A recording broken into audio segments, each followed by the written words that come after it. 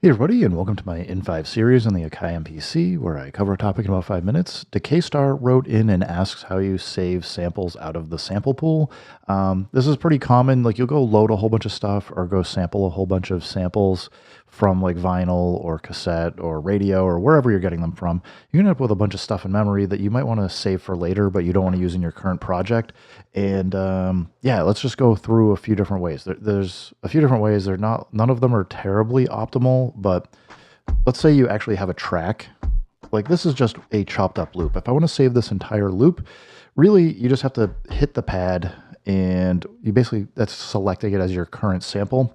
When you hit menu, you can go save, and over here you'll see this little blue icon in the middle that says sample. You just tap it, go to whatever destination you want. If you want to make a folder, like we'll just make a folder called test here, and I'm going to hit save. And that's basically taken that entire loop that I've chopped up, and it's ignoring all of the chops and everything else I've done, and just saved it to my SD card. Now, next thing to know is if you, and that's just for something that is done that way. If you've got something like here where I've got more of a drum kit and I want to sample or save one of these different samples, it's going to be very similar. Just whatever the last hit was is what's going to end up being the currently selected sample. So just tap it. I can then go menu, go to save, hit the save button, and you'll see it says acoustic kick AC2 kit MT. I can click save. Cool. Let's say I want the snare. Same idea. Go hit the menu, go save, hit sample, and now you can see it's got the snare. So if you got a drum kit or a key group that has different samples in it, just tap the pad that has the sample in it that you want.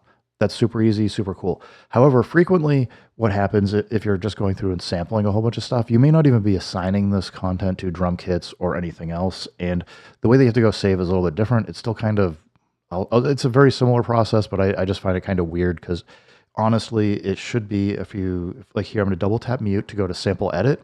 And you basically just select whatever sample it is that you'd like to save. And it doesn't have to be attached to a key group or anything else. This is just going through and you scroll around to what you want. Now you hit menu, and again, you're gonna go save, sample, and now you can see it's got this last selected sample, and I'm just gonna hit save on it.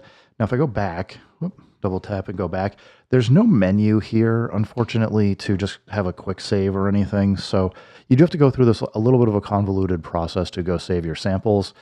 But yeah, Decaystar, thank you for the question. I hope this helps you out and gets you saving samples. We'll have to save the entire project and then go copy everything out.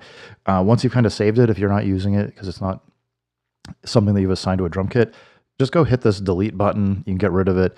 Or if you have a bunch of samples that are in memory that you now need to free up, just remember you can go menu and what is it? No, wrong button. You go onto the mem and CPU and you can click this little purge button. So once you've kind of saved everything off that you want, you can purge whatever's not assigned to a drum kit or a key group or otherwise used in like an audio track or something.